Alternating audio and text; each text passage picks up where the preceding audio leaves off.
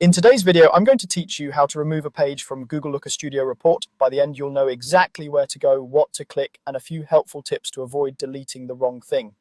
First, open your browser and head to Looker Studio. Sign in with the account that has edit access to the report you want to change. If you're following along and don't have a report handy, you can start a blank report or choose a template just to practice. Either way, make sure the report opens in edit mode. You'll know you're in edit mode if you see the top toolbar with options like File, Edit, Insert, and Page.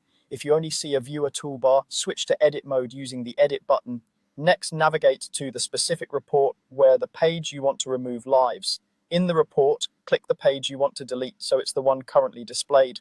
This is important because Looker Studio's delete action applies to the page you're on.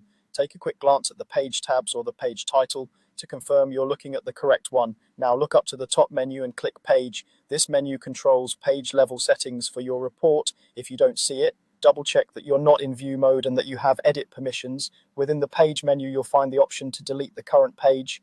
Click Delete Page. Looker Studio will remove the page you're on from the report. If a confirmation prompt appears, approve it to proceed. The visualizations, text, and filters that were on that page are deleted from that page, but your underlying data sources and other pages remain intact. If you realize you removed the wrong page, use Undo right away to bring it back. You can also review version history later if you need to restore an earlier version of the report.